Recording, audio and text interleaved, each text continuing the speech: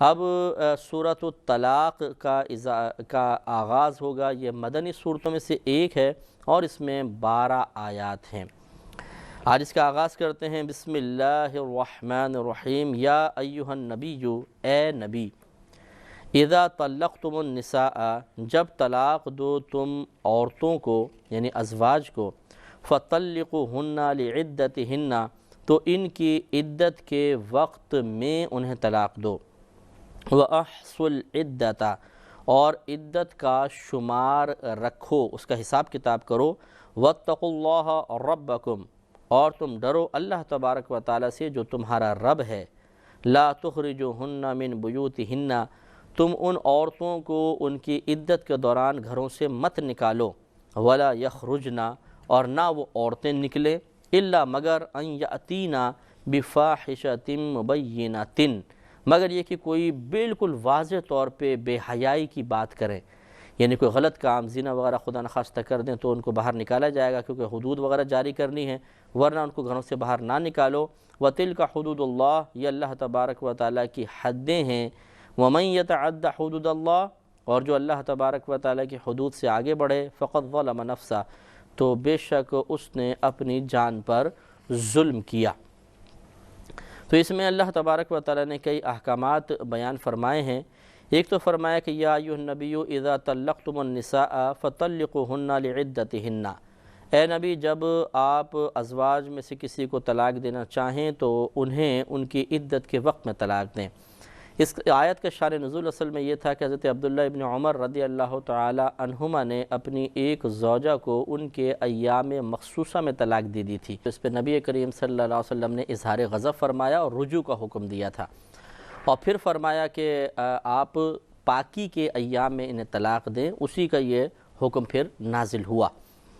اس میں تھوڑی سی تفصیل ہے۔ پہلے ایک بات یاد رکھیے کہ ایک عورت ہوتی ہے جس کو کہا جاتا ہے غیر مدخول بہا،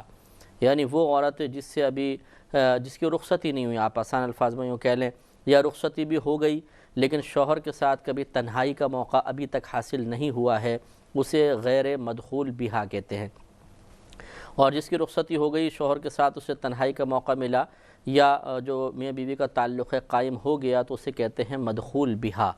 تو پہلی بات تو یہ ہے کہ غیر مدخول بہا کو ایام مخصوصہ میں اگر طلاق دی جائے یہ منع نہیں ہے۔ یہاں جو حکم بیان ہو رہا ہے یا جو ہم نے شان نزول بتایا حضرت عبداللہ ابن عمر رضی اللہ تعالی عنہما والا واقعہ، وہ یہ ہے کہ ایام مخصوصہ میں مدخول بہا عورت کو طلاق دی جائے تو یہ طلاق بدعی کہلاتی ہے، یہ غیر مناسب چیز ہوتی ہے۔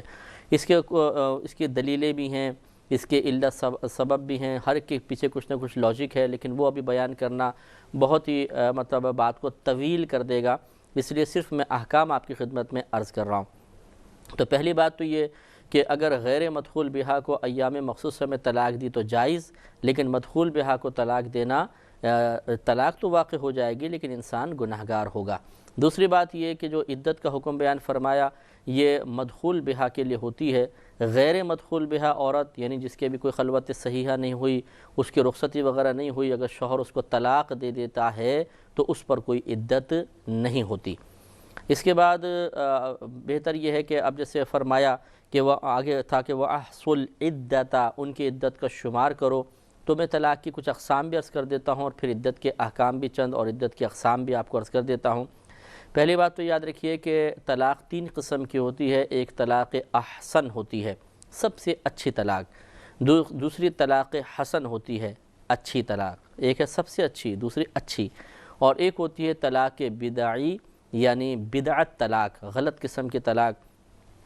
طلاق احسن کی صورت یہ ہے کہ مدخول بہا عورت ہو، اسے پاکی کے ایام میں، جس کو عربی میں طہر کہتے ہیں،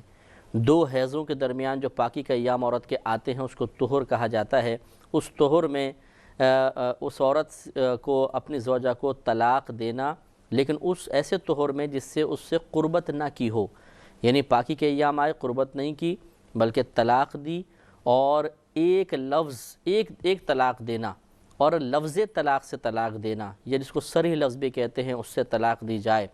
اور طلاق دینے کے بعد عورت کو چھوڑ دیں یہاں تک کہ اس کی عدت تمام ہو جائے، یہ طلاق احسن ہے۔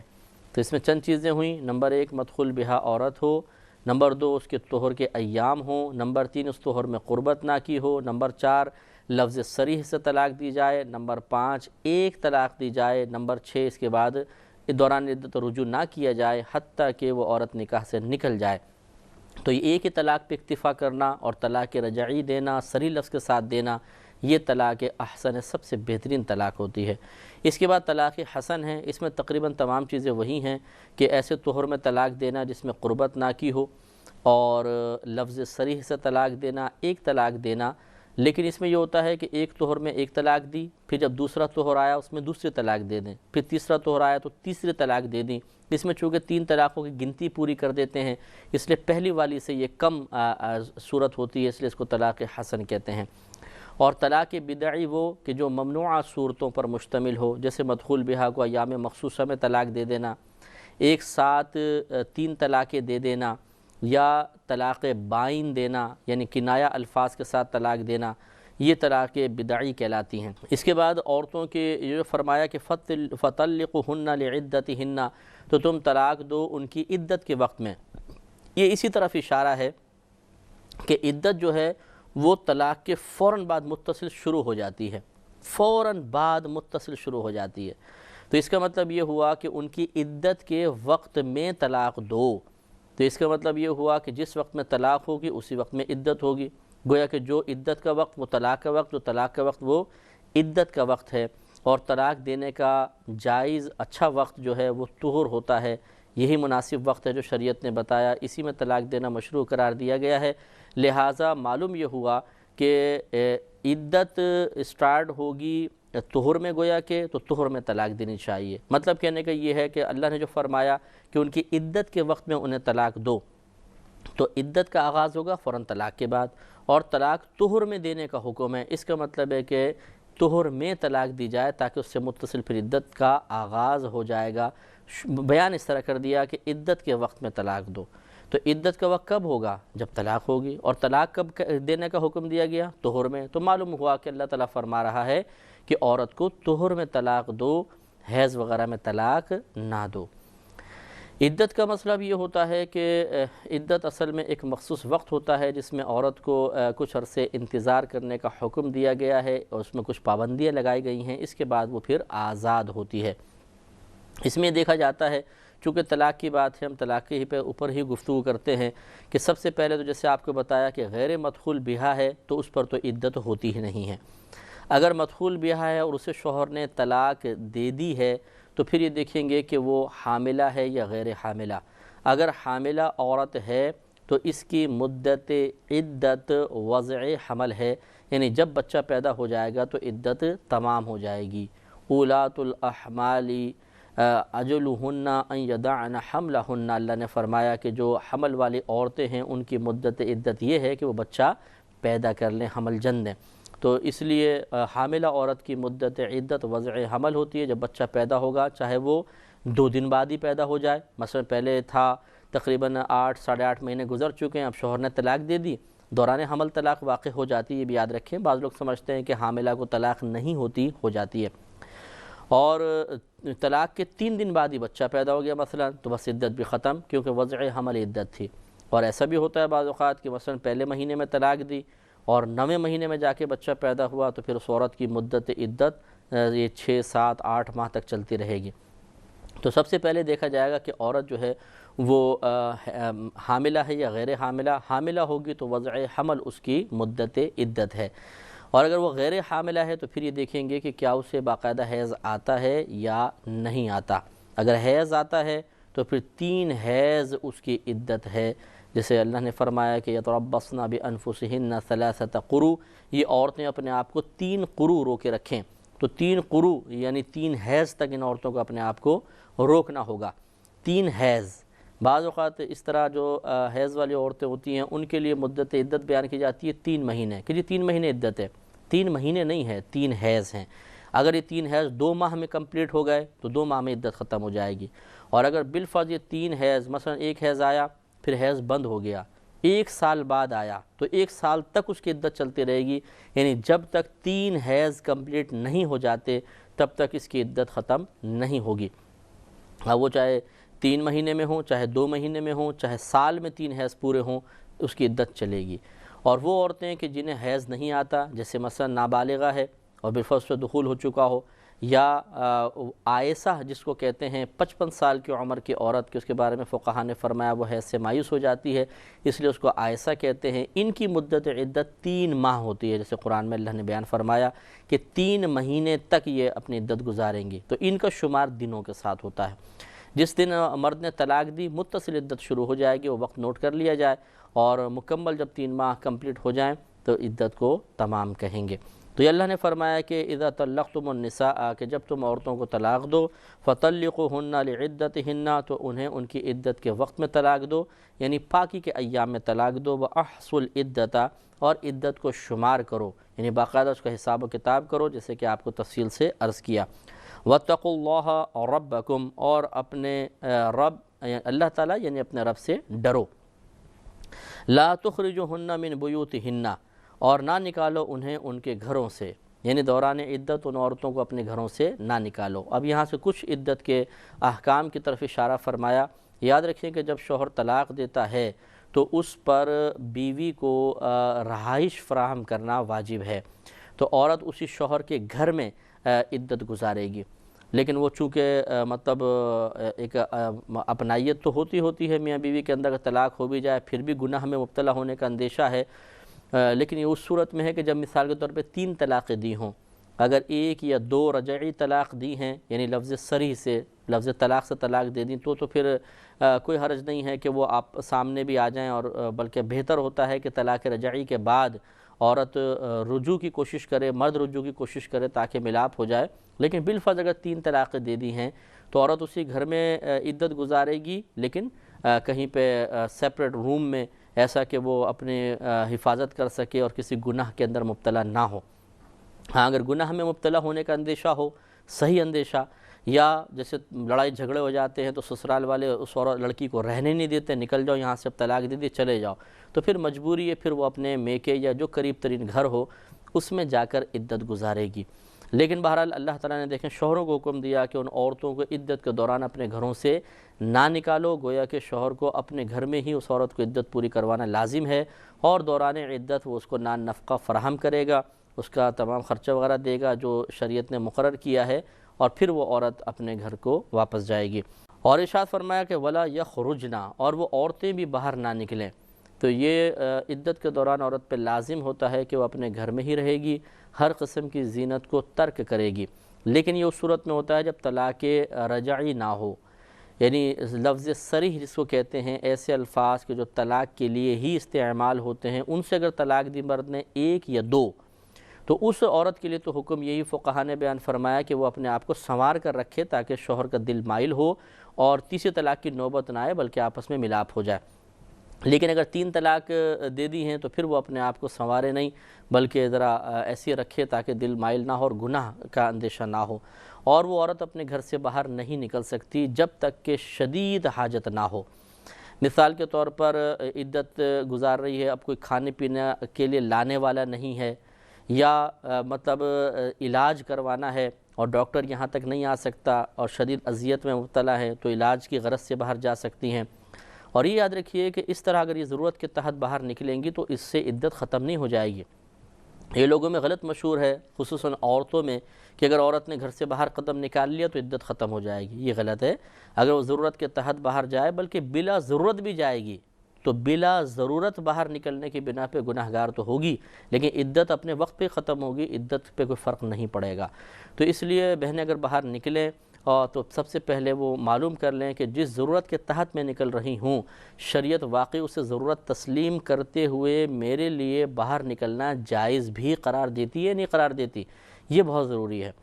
تو ولا یخرجن، اور وہ عورتیں باہر نہ نکلیں، الا مگر ان یاتین بفاحشۃ مبینۃ، مگر یہ کہ کوئی واضح طور پہ بے حیائی کی بات لائیں، یعنی کسی ایسے گناہ کا ارتکاب کر بیٹھے کہ انہیں گھر سے باہر نکالنا ہی ہو، جیسے خدا نخواستہ کو زنا کا ارتکاب ہو جائے اور حد جاری کرنی ہو تو بہرحال ان کو باہر نکالنا ہوگا۔ وَتِلْكَ حُدُودُ اللَّهِ، اور یہ اللہ تبارک و تعالیٰ کی حدود ہیں۔ وَمَنْ يَتَعَدَّ حُدُودَ اللَّهِ، اور جو تجاوز کرے، آگے بڑھ جائے اللہ تعالیٰ کی حدود سے، فَقَدْ ظَلَمَ نَفْسَهُ، تو ضرور اس نے اپنی جان پر ظلم کیا، کیونکہ دنیا میں بھی نقصان اٹھائے گا اور آخرت میں بھی نقصان اٹھائے گا۔ اس سے وہ ماں باپ بھی عبرت حاصل کریں کہ جب بچی بیوہ ہو جاتی ہے یا شوہر نے طلاق دے دی تو بعض اوقات کہتے ہیں کہ ہم اپنی بچی کو عدت نہیں کروائیں گے۔ بھئی آپ کون ہوتے ہیں عدت کروانے نہ کروانے والے؟ یہ تو قرآن کا حکم ہے، یہ اللہ کی حدود ہیں، اللہ تعالیٰ نے عدت کی ایک مدت مقرر کی ہے۔ اگر آپ اس حدود کو پھلانگنے کی کوشش کریں گے تو آپ ظالم ہیں، اپنی جان پر ظلم کرنے والے ہیں۔ بعض اوقات یہ بھی جاہلانہ منظر دیکھے گئے ہیں کہ اگر شوہر جیسے فوت ہو گیا تو بولتے ہیں کہ یہ لڑکی کو جنازے کے ساتھ 40 قدم چلوا دو تو عدت ختم ہو جائے گی۔ لا حول ولا قوت، یہ کہاں سے بے سروپا اور خود ساختہ مسئلہ نکال لیا کہ اور لڑکی باہر ایک تو نکلنا گناہ، پھر جنازے کے ساتھ چلنا اس کا گناہ، اتنے کثیر مرد حضرات، اور پھر عدت کو ختم کروا دینا۔ تو عدت واجب ہے، اسے اگر نہیں کریں گے تو گناہگار ہوں گے، اور یہ اللہ کی طرف سے مقرر شدہ ہے، اس میں بندوں کی رائے کا دخل نہیں ہے کہ ہم کروانا چاہتے ہیں یا نہیں کروانا چاہتے، یہ تو پوری کرنی ہی ہوگی ورنہ منع ہے، سخت گناہگار بھی ہوں گے۔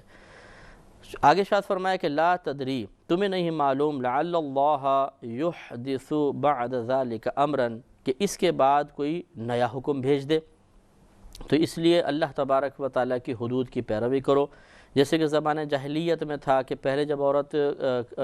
کا شوہر مثلا فوت ہو جاتا تھا تو پورے 1 سال تک عدت گزارتی تھی۔ اللہ تعالیٰ نے اس حکم میں ترمیم فرمائی اور اس طرح کے احکام بیان فرمائے، اور پھر یہ اشارہ اسی طرف فرما دیا کہ ہو سکتا ہے اللہ تبارک و تعالیٰ کی مرضی ہے پچھلے حکم کو منسوخ کرے اور اگلا حکم بھیج دے۔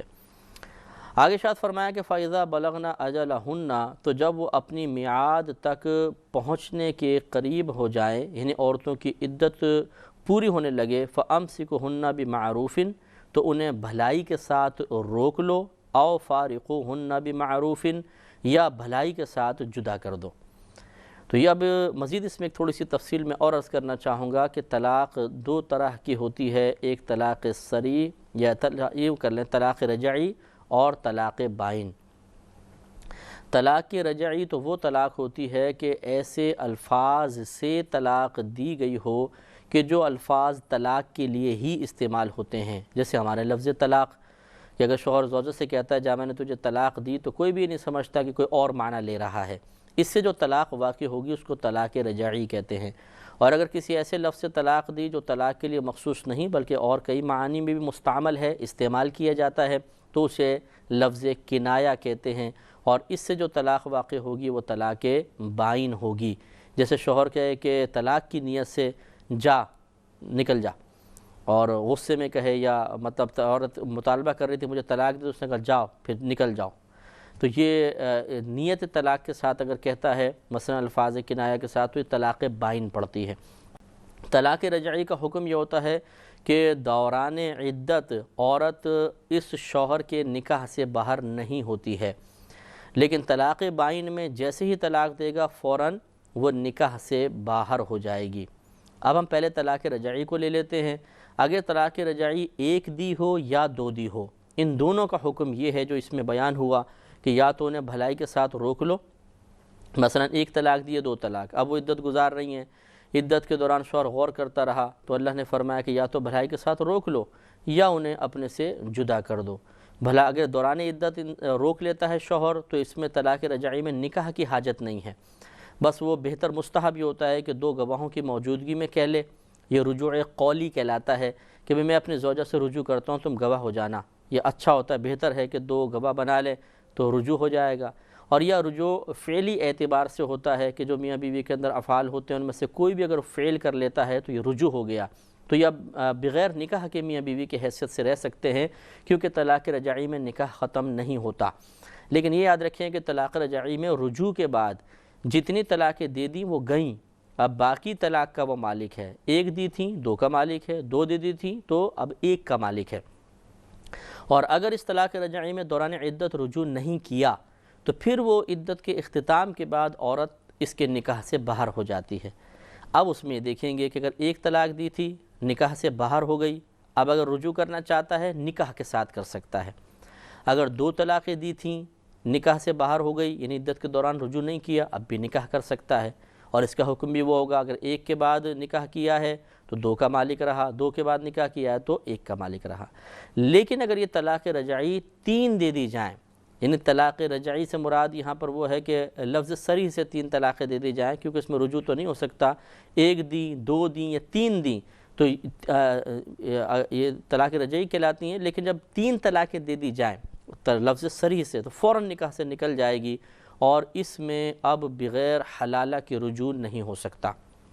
3 طلاق اگر ایک ساتھ دے دے، چاہے لفظ طلاق سے دے، میں نے طلاق دی، میں نے تجھے طلاق دیتا ہوں، طلاق دیتا ہوں، طلاق دیتا ہوں، مثلاً اگر کہا تو 3 طلاقیں یا وقفے سے دیں، تینوں طلاقیں ہو جائیں گی، اور اس سے بھی طلاق بائن پڑتی ہے۔ حقیقتاً وہ طلاق رجعی نہیں ہوتی کہ انسان وہ رجوع کر سکے، ہم لفظ صریح کے اعتبار سے میں اس کو رجعی سے تعبیر کر رہا ہوں، تو اس میں اب 3 طلاقوں کے بعد بغیر حلالہ کے رجوع نہیں ہو سکتا۔ تو یہاں جو صورت گویا کہ بیان کی کہ فامسکوہن بمعروف،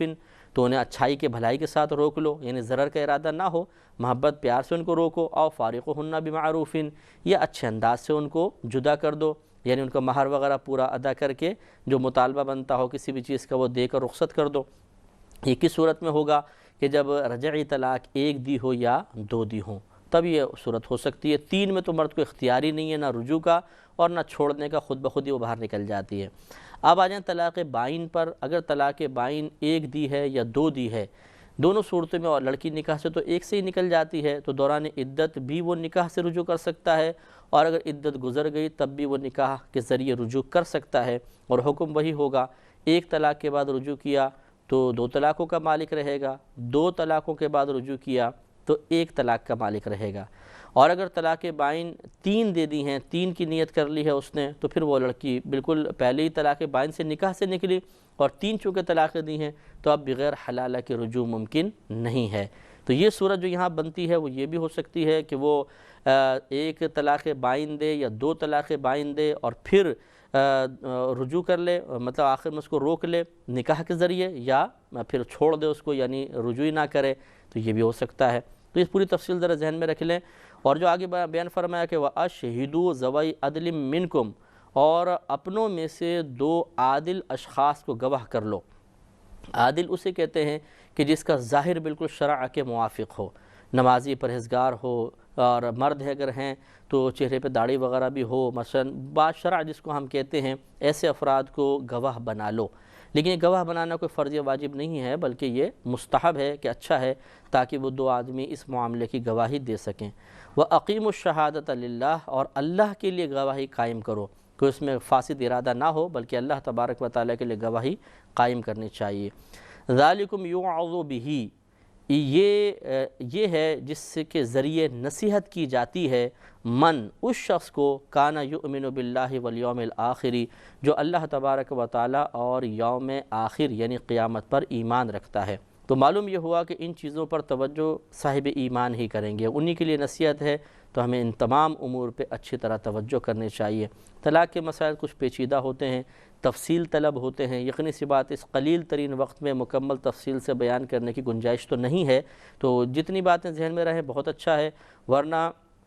یہ ضرور یاد رکھیے گا کہ جو شادی شدہ حضرات ہیں، چاہے وہ بہنیں ہوں چاہے بھائی ہوں، انہیں چاہیے کہ یہ طلاق کے مسائل سیکھیں، ضروری مسائل ضرور ان کے ذہن میں ہونے چاہیے، تاکہ خدا نخواستہ لا علمی کی بنا پر ایسا نہ ہو کہ زبان سے الفاظ طلاق ادا ہو جائیں، جدائی ہو جائے، اور پھر انسان گناہ کا مرتکب ہوتا رہے۔ کیونکہ یہ بھی کیسز سامنے آئے ہیں کہ جدائی ہو گئی، بالکل اب ان کا ملاپ جائز نہیں تھا، اور 15 سال 20 سال سے وہ ایک ساتھ زندگی گزار رہے ہیں۔ یہ بہت ہی خطرناک صورتحال ہوتی ہے، اور اکثر لا علمی کی وجہ سے معرض وجود میں آتی ہے، اس پر توجہ کرنی چاہیے۔ آگے اللہ تبارک و تعالی نے متقین حضرات کے ایک انعام کا تذکرہ فرمایا کہ وَمَن يَتَّقِ اللَّهَ، اور جو اللہ تبارک و تعالی سے ڈرے، يَجْعَلْ لَهُ مَخْرَجًا، اللہ تبارک و تعالی اس کے لیے نجات کی راہ نکال دے گا، وَيَرْزُقْهُ مِنْ حَيْثُ لَا يَحْتَسِبْ، اور اسے وہاں سے رزق عطا فرمائے گا کہ اس کے وہم و گمان میں بھی نہیں ہوگا۔ دو بشارتیں اس میں پوشیدہ ہیں۔ نمبر ایک کہ اگر کوئی اللہ تبارک و تعالیٰ سے حقیقی طور پہ خوفزدہ رہے گا تو اللہ تعالیٰ ہر مسئلے میں جس میں اس کے لیے دشواری ہے، تنگی ہے، اس سے باہر نکلنے کا ایک راستہ عطا فرما دے گا۔ اور دوسری بات کہ اسے ایسے مقام سے رزق عطا فرمائے گا، ایسے مقام سے اس کی امداد اور تائید ہوگی کہ اس کے وہم و گمان میں بھی نہیں ہوگا۔ تو سب سے پہلے تو صفت تقوی سے اتصاف ضروری ہے، یعنی صفت تقوی اپنے اندر انسان پیدا کرے تو یہ انعام حاصل ہوگا نا۔ تو صفت تقوی جو جس کے پاس ہوتی ہے اس کو متقی کہتے ہیں، اور متقی خالی یہ نہیں ہے کہ غریبوں کو کھانا کھلا دیا، نماز پڑھ لی اور کچھ مدارس میں چندہ دے دیا تو ہم کہتے ہیں جی یہ متقی ہیں، بلکہ تقوی صحیح طور پہ یوں یاد رکھیں آسان الفاظ میں کہ اللہ تبارک و تعالیٰ نے جو کچھ ہم پہ فرض اور واجب قرار دیا اسے ادا کرنا اس کی مکمل شرائط کے ساتھ، اور جن چیزوں سے بچنے کا حکم دیا ان سے بچنا، یہ ہے اصل میں تقوی۔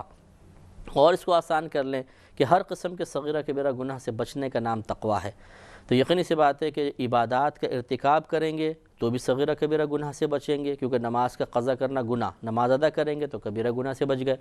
اور اسی طرح جو جن چیزوں سے بچنے کا حکم دیا ہے اگر ان کو کریں گے تو کبیرہ یا صغیرہ گناہ کا وجود پیدا ہوگا۔ لہٰذا معلوم یہ ہوا کہ اگر ہم اتنا بھی خلاصہ نکال لیں کہ انسان جو ہر صغیرہ کبیرہ ظاہری باطنی گناہ سے اپنے آپ کو بچا رہا ہو وہ متقی ہے، تو یہ تقوی کا ایک صحیح تصور ہمارے ذہن میں قائم ہوگا۔ اور یہ عوامی تقوی ہوتا ہے کہ عبادات کو ادا کرنا، برائی سے روکنا، پھر تقوی کے اور مدارج اور اس کے درجات ہوتے ہیں۔ جتنا زیادہ انسان احتیاط کرتا چلا جائے گا وہ متقین کی اتنی ہی اعلیٰ فہرستوں میں شامل ہوتا چلا جائے گا۔ تو جو تقوی اختیار کرے اللہ تبارک و تعالی ہر مشکل سے نکلنے کے لیے کوئی نہ کوئی حل، کوئی نہ کوئی راستہ اس کو بتا دیتا ہے۔ تو اس لیے متقی شخص کو چاہیے کہ وہ دشمنوں سے نہ گھبرائے، کسی کی سازش سے نہ گھبرائے، حاسدوں کے حسد، شریروں کے شر،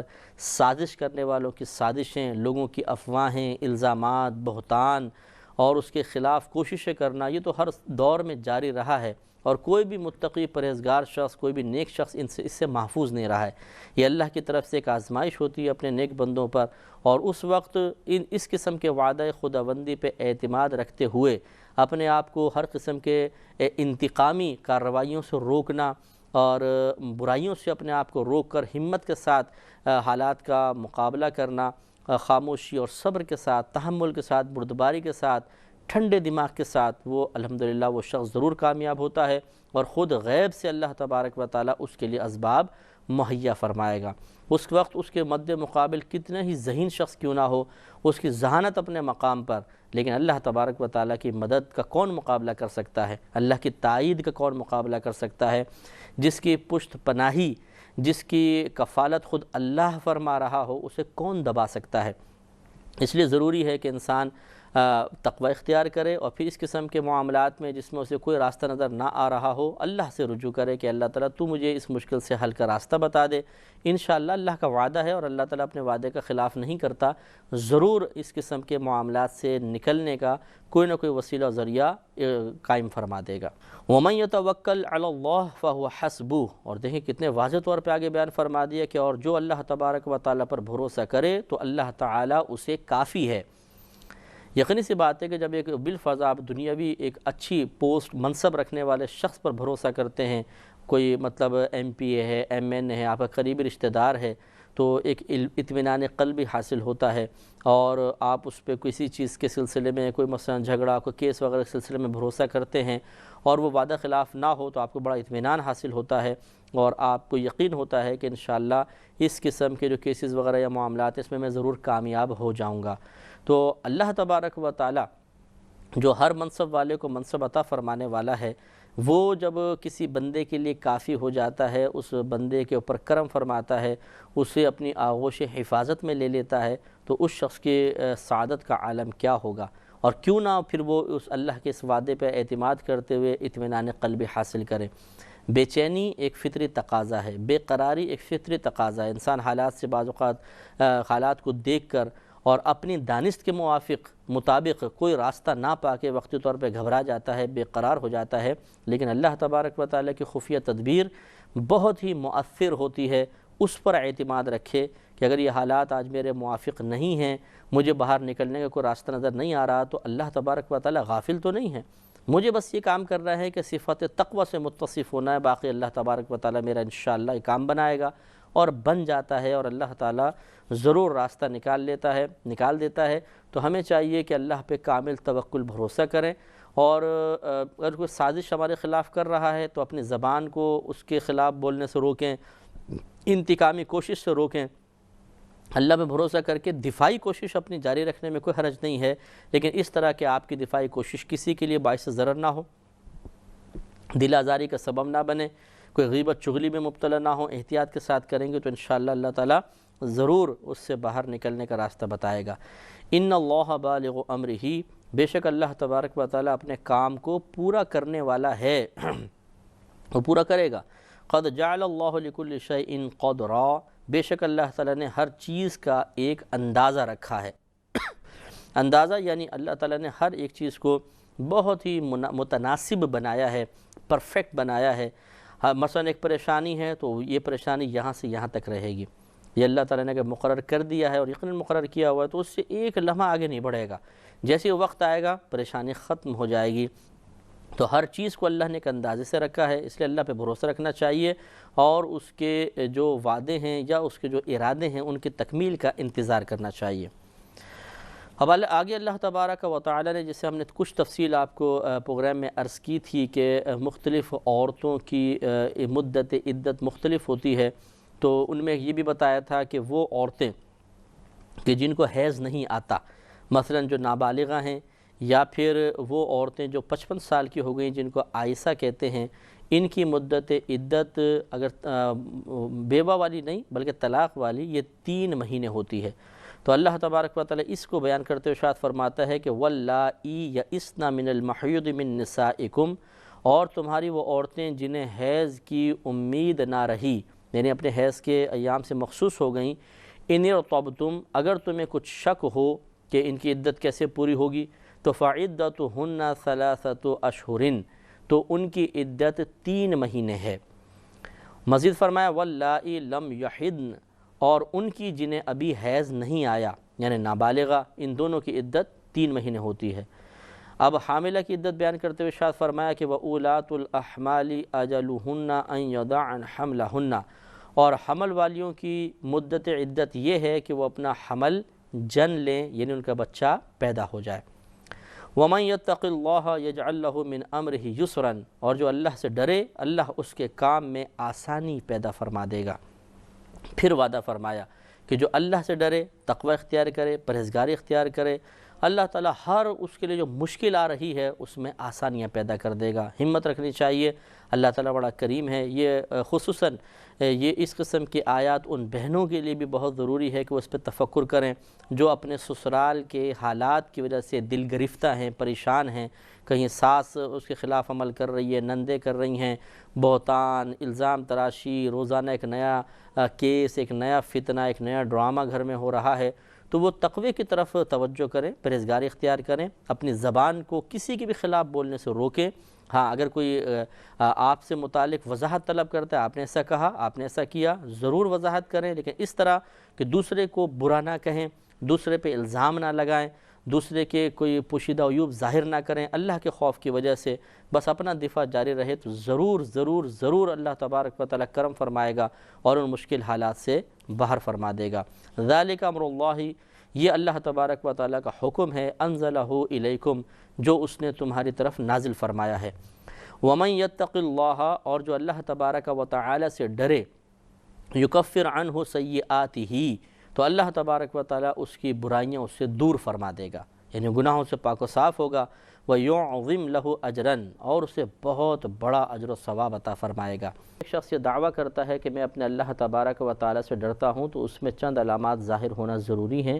اگر یہ علامات اس میں ظاہر نہ ہوں تو پھر وہ حقیقتاً اللہ سے ڈرنے والا نہیں ہے۔ مثال کے طور پر پہلی علامت یہ ہے کہ انسان جان بوجھ کر کوئی گناہ نہیں کرے گا۔ اگر شامت اعمال کی بنا پر یا تقاضائے نفسانی سے مغلوب ہو کر شیطان کے بہکائے میں آ کر وہ کوئی خطا ہو بھی جائے گی تو پھر اس پہ استقامت اس کو نہیں ملے گی، فوراً سے پیشتر توبہ کر لے گا۔ تو کوئی گناہ جان بوجھ کے نہیں کرے گا، اور گناہ نہ کرنا دو چیزوں پر مشتمل ہے: ممنوعہ چیزوں سے بچنا، اور جو چیزیں فرض و واجب ہیں ان کا ارتکاب کرنا،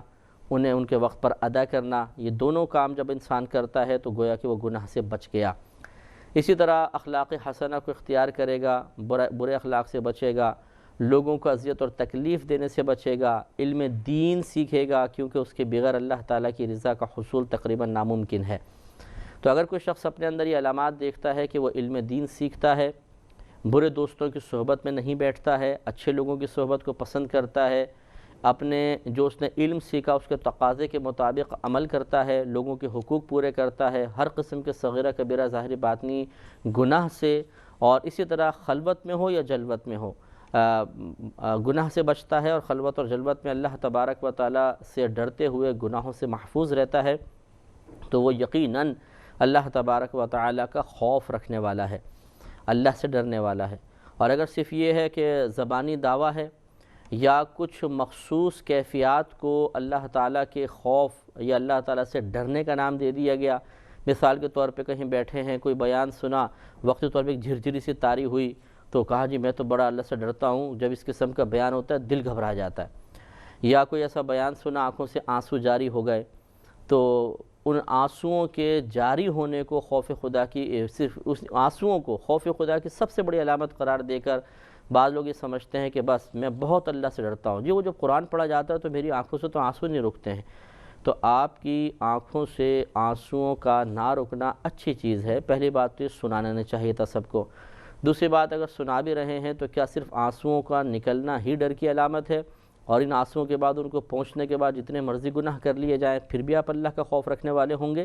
یقین اس بات ہے کہ نہیں۔ اس لیے ہر شخص کو توجہ کرنی چاہیے اور حقیقی خوف خدا حاصل کرنا چاہیے۔ یہ انعامات حقیقی خوف خدا رکھنے والے کے لیے بیان کیے گئے ہیں، لہٰذا اگر کوئی شخص لوگوں کے درمیان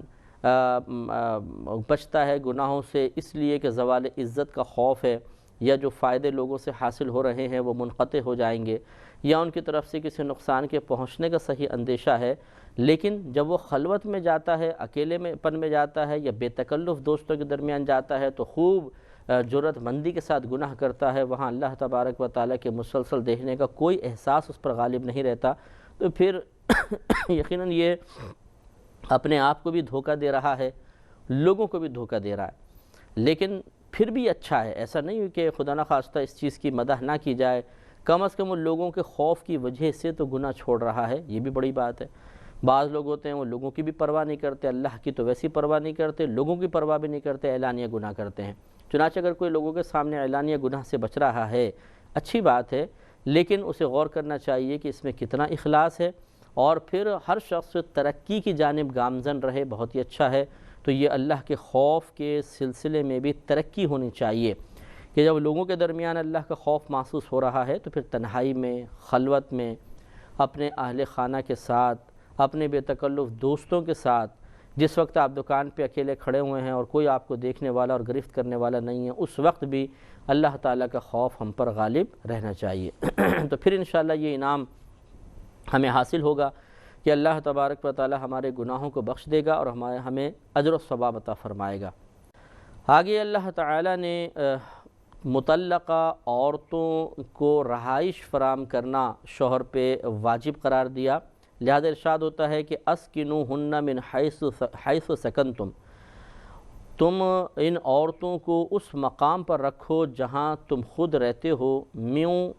وجدکم، اپنی طاقت بھر، جتنے تم میں طاقت ہے، جتنے تم میں استطاعت ہے، تو تم ان عورتوں کو، مطلقہ عورتوں کو جب تک ان کی عدت تمام نہیں ہو جاتی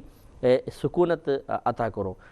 اور اس میں قید ایک لگائی اللہ تعالیٰ نے کہ جہاں تم رہتے ہو وہاں رکھو، تو یہ مطلب ایک قید اتفاقی آپ اس کو کہیے کہ ضروری نہیں ہے کہ شوہر بھی اس مکان میں رہے اور بیوی اسی مکان میں عدت گزارے، بلکہ شوہر پر سکونت فراہم کرنا واجب ہے، چاہے تو اپنے مکان میں رکھے، چاہے ایک مکان کرائے پہ لے کر قریب کوئی اس میں اس عورت کو رکھے، بہرحال شوہر پر سکونت فراہم کرنا لازم ہوتا ہے۔ وَلَا تُضَارُّوهُنَّ لِتُضَيِّقُوا عَلَيْهِنَّ، اور انہیں ضرر نہ دو کہ ان پر تنگی کرو، یعنی ایسا نہ ہو کہ ان کے نان نفقے میں کمی کرو، انہیں سکونت نہ فراہم کرو، یا پھر سکونت فراہم کی تو اس میں کوئی ایسا بے پردگی کا معاملہ کر دو یا کسی کو ایسے ساتھ اس کے ٹھہرا دو کہ ان کو تکلیف اور اذیت پہنچے، ایسا ہرگز نہ کرو۔ وَإِن كُنَّ أُولَاتِ حَمْلٍ، اور اگر وہ مطلقہ عورتیں حمل والیاں ہوں، فَأَنفِقُوا عَلَيْهِنَّ، تو انہیں نان نفقہ دو، حَتَّى يَضَعْنَ حَمْلَهُنَّ، یہاں تک کہ ان کے بچہ پیدا ہو جائے۔ تو یہاں پر اللہ تعالیٰ نے مطلقہ عورتوں کے نان نفقے کو حاملہ عورتوں کے ساتھ بظاہر مقید فرمایا ہے، لیکن علماء احناف کی دقت نظری اور دیگر جو دلائل ہیں قرآن یا حدیثوں میں، ان تمام کی روشنی میں مسئلہ یہ یاد رکھیے گا کہ مطلقہ چاہے حمل والی ہو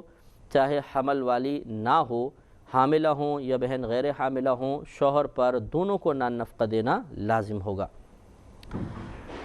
آگے ارشاد فرمایا کہ فَإِنْ أَرْضَعْنَ لَكُمْ، پھر اگر وہ تمہارے لیے بچے کو دودھ پلائیں، فَآتُوهُنَّ أُجُورَهُنَّ،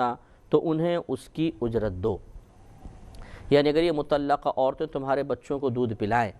تو یاد رکھیں کہ دودھ کی تیاری کرنا یا دودھ کا انتظام کرنا یہ باپ کے ذمہ ہے۔ اب اور ماں پر دودھ پلانا واجب نہیں ہے، یاد رکھیں ماں پر اپنے بچے کو دودھ پلانا واجب نہیں ہے۔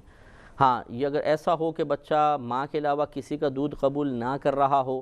یا دیگر کسی عورت کے علاوہ کسی اور دودھ پر، جیسے گائے بھینس کے دودھ پر یا کوئی پاؤڈر وغیرہ کے دودھ پر یا دیگر غذاؤں پر وہ اعتماد نہیں کر رہا اور صرف ماں کا دودھ ہی قبول کر رہا ہے، تو اب ماں کو مجبور کیا جائے گا کہ وہ بچے کو دودھ پلائے، کیونکہ اب بچے کی صحت اور زندگی موقوف ہے ماں کے دودھ پر۔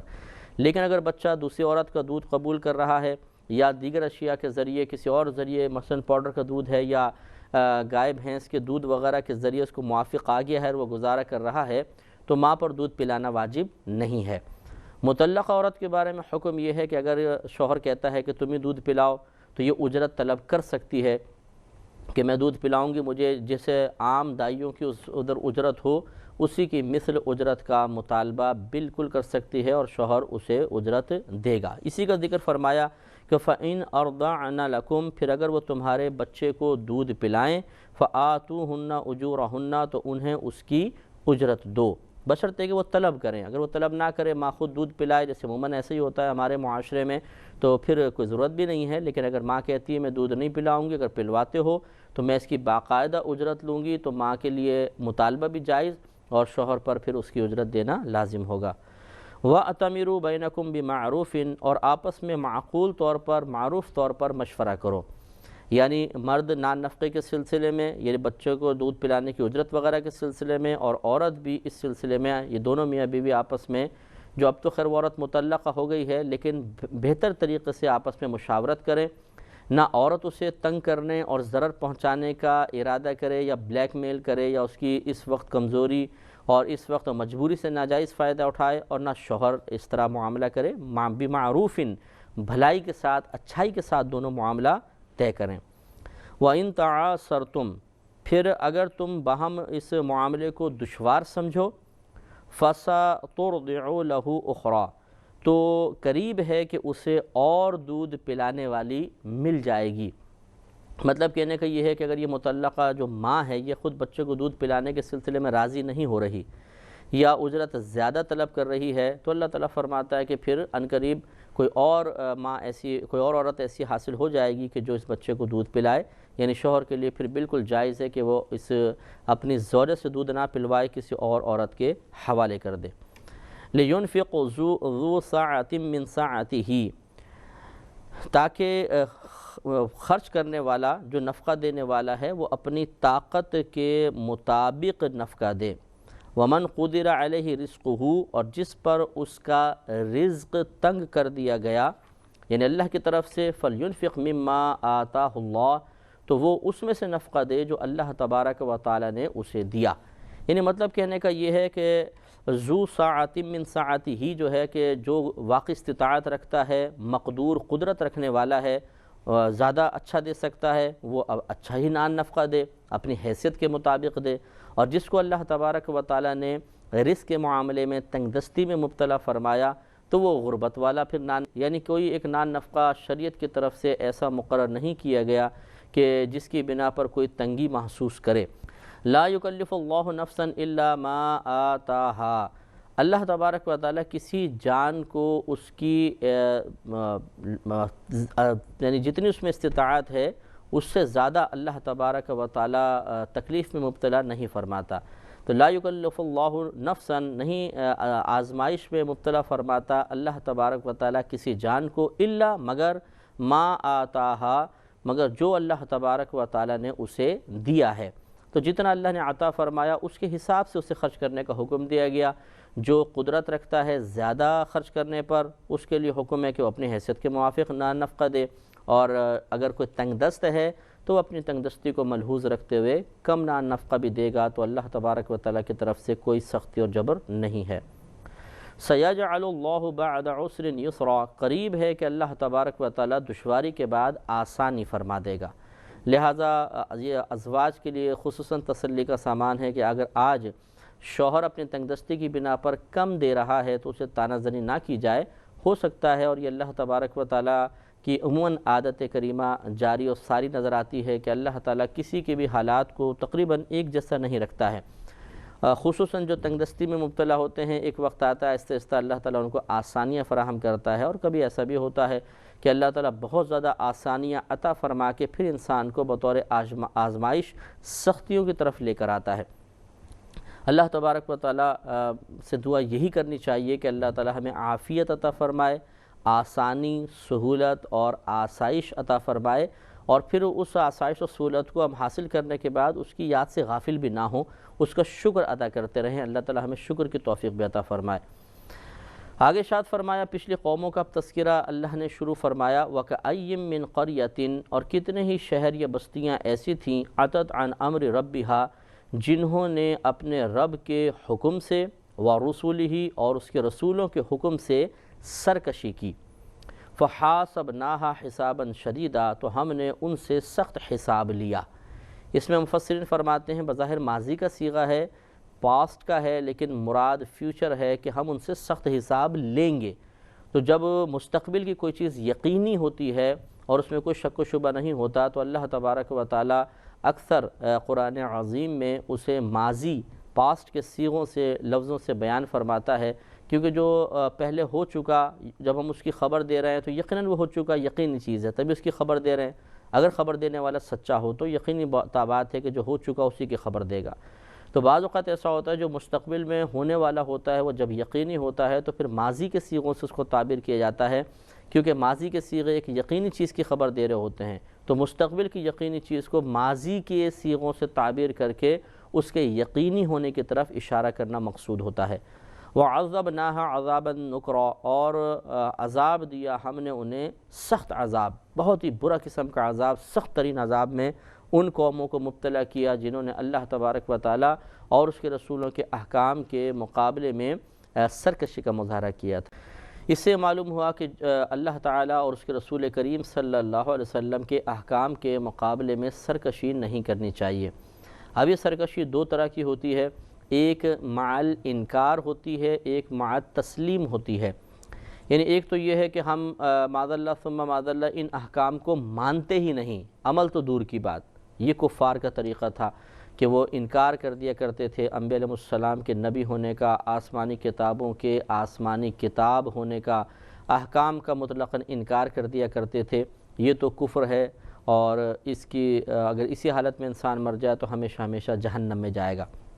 اور ایک ہوتا ہے کہ ان احکام کو انسان تسلیم کرتا ہے، وہ کہتا ہے کہ یہ حق ہیں، سچ ہیں، ٹھیک ہے، لیکن پھر اس کی شامت اعمال ہوتی ہے، کچھ اس کی سستی ہوتی ہے، نفس کا غلبہ ہوتا ہے، شیطان کے بہکاوے میں آ جاتا ہے اور عمل کے معاملے میں کوتاہی کر بیٹھتا ہے۔ یہ بھی ایک سرکشی ہے، لیکن اس سرکشی کی وجہ سے انسان کافر نہیں ہوتا۔ چنانچہ احناف کے نزدیک اگر کوئی شدید ترین، سخت ترین گناہ کبیرہ میں بھی مبتلا ہو جائے لیکن سوائے کفر و شرک کے، تو وہ کافر نہیں ہوگا، گناہگار ضرور ہوگا۔ ہاں، ایک صورت ہو سکتی ہے کہ اگر کوئی گناہ کسی نے جس کی ممانعت قرآن میں واضح طور پر آئی ہو، اسے حلال سمجھ کر کیا تو پھر وہ کفر تک پہنچ سکتا ہے، ورنہ گناہ کبیرہ کا ارتکاب اگر حرام سمجھ کر ہی کیا جائے تو فقہ حنفی کی روشنی میں کفر و شرک کے علاوہ اگر وہ گناہ ہو تو کفر نہیں ہوگا، ہاں کفر و شرک کا ارتکاب کرے گا تو گناہ گار ہوگا۔ لہٰذا اب مسلمانوں میں یہ دوسری قسم کی سرکشی کافی رائج ہے کہ ہم اللہ تعالیٰ اور اس کے رسول کریم صلی اللہ علیہ وسلم کے احکامات کے منکر تو نہیں ہیں، ان کا حق ہونا تسلیم کرتے ہیں، لیکن عمل کے معاملے میں کوتاہی کا ارتکاب ہو جاتا ہے۔ کوشش یہ کرنی چاہیے کہ دونوں قسم کی سرکشی سے انسان محفوظ رہے تاکہ اللہ تعالیٰ کی بارگاہ میں قرب کی منازل طے کرنا آسان ہو جائے۔ مزید اللہ تعالیٰ نے ارشاد فرمایا فَذَاقَتْ وَبَالَ أَمْرِهَا، تو انہوں نے اپنے کیے کا وبال چکھا، وَكَانَ عَاقِبَةُ أَمْرِهَا خُسْرًا، اور ان کے کام کا انجام خسر ہوا یعنی گھاٹا ہوا، خسارہ ہوا، کام کا انجام خسارے کی شکل میں ظاہر ہوا۔ أَعَدَّ اللَّهُ لَهُمْ عَذَابًا شَدِيدًا، تو تیار کر رکھا ہے یا تیار کر دیا اللہ تبارک و تعالیٰ نے ان کے لیے شدید عذاب کو۔ جب ایسا معاملہ ہے تو فَاتَّقُوا اللَّهَ يَا أُولِي الْأَلْبَابِ الَّذِينَ آمَنُوا، تو اے عقل والو اللہ تبارک و تعالیٰ سے ڈرو، اور وہ عقل والے کون ہیں؟ الَّذِينَ آمَنُوا، وہ جو ایمان لائے ہو، یعنی وہ جو ایمان لائے ہو ان میں سے جو عقل والے ہو، اللہ تبارک و تعالیٰ سے ڈرو کہ پچھلی قوموں کے اوپر غور و تفکر کرو کہ وہ تعداد میں بھی بہت زیادہ تھے، طاقت میں بہت زیادہ تھے، افرادی قوت کے اعتبار سے بھی بڑی وسعت حاصل تھی، انہیں زمینی رقبے پر حکومت کے اعتبار سے بھی اللہ تبارک و تعالیٰ نے بڑی وسعت سے نوازا تھا،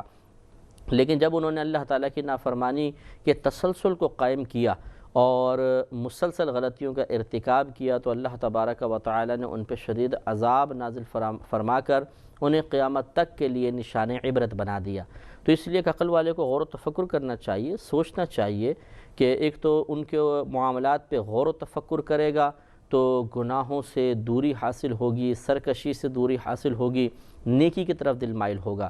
دوسرے جب ان کے واقعات پہ ہم غور و تفکر کرتے ہیں تو اظہار تشکر کو دل کرتا ہے کہ اللہ تیرا بڑا کرم ہے کہ تو نے ہمیں ان لوگوں میں پیدا نہیں کیا بلکہ اپنے حبیب کریم صلی اللہ علیہ وسلم کی امت میں پیدا فرمایا اور مسلمان پیدا فرمایا اور ہزارہ احکامات کے سلسلے میں مطیع و فرما بردار رکھا۔ یہ بہت بڑی بات ہے، یہ اللہ کا بہت بڑا کرم ہے، لہٰذا عقل والوں کو چاہیے کہ پچھلے اس طرح قوموں کے واقعات پہ غور و تفکر کر کے اس سے آخرت کی ترقی کا سامان جمع کرتے رہیں۔ قَدْ أَنزَلَ اللَّهُ إِلَيْكُمْ ذِكْرًا، بے شک اللہ تبارک و تعالیٰ نے تمہاری طرف ایک ذکر نازل فرمایا، رسولاً یعنی رسول۔ تو نبی کریم صلی اللہ علیہ وسلم کو اللہ نے ذکر سے تعبیر فرمایا کیونکہ ذکر کا معنی یاد کرنا ہوتا ہے، اور رسول کریم صلی اللہ علیہ وسلم کا وجود مسعود آخرت کو یاد دلاتا ہے، قیامت کو یاد دلاتا ہے، اللہ تبارک و تعالیٰ کی معرفت کے حصول کے سلسلے میں آسانی فراہم کرتا ہے، لہذا اللہ تعالیٰ نے نبی کریم کو ذکر سے تعبیر فرمایا۔ بے شک اللہ نے تمہارے لیے ایک ذکر اتارا یعنی رسول، یتلو علیکم آیات اللہ مبینات، کہ وہ تلاوت کرتا ہے تم پر اللہ تبارک و تعالیٰ کی روشن واضح آیات۔ کیوں کرتا ہے؟ لِيُخْرِجَ الَّذِينَ آمَنُوا وَعَمِلُوا الصَّالِحَاتِ مِنَ الظُّلُمَاتِ إِلَى النُّورِ، تاکہ وہ نکال دے ان لوگوں کو جو ایمان لائے اور انہوں نے نیک اعمال کیے اندھیروں سے اجالے کی طرف، یعنی ظلمات سے نور کی طرف، اندھیرے سے مراد جہالت کا اندھیرا، اخلاق رذیلہ، برے اخلاق کا اندھیرا، اس طرح اور بہت سارے جتنی گندی چیزیں ہیں، گمراہی کا اندھیرا، اس سے نکال کر نور کی طرف لے آئے، علم کی طرف، ہدایت کی طرف اور اللہ تبارک و تعالیٰ کی اطاعت و فرما برداری و معرفت کی طرف۔ یہ نبی کا ایک بہت بڑا منصب ہوتا ہے، بہت بڑا کام ہوتا ہے جو ساری زندگی نبی سر انجام دیتا رہتا ہے۔ وَمَنْ يُؤْمِن بِاللَّهِ وَيَعْمَلْ صَالِحًا، اور جو اللہ تبارک و تعالیٰ پر ایمان لائے اور اچھا نیک عمل کرے،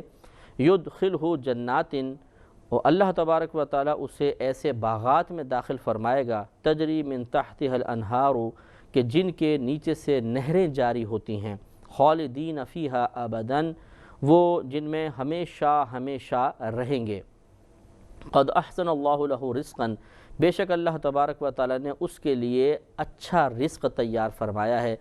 یعنی جو اللہ تعالیٰ پر ایمان لائے اور پھر نیک عمل بھی کرے۔ دو چیزیں یہاں پہ بیان فرمائیں، صرف ایمان لانے کو ذکر نہیں فرمایا، اور بارہا قرآن پاک میں ایسا ہی ہوا کہ نیک اعمال کی بھی تلقین کی گئی ہے، اور تقریباً ہر جگہ ہم یہی آپ کی خدمت میں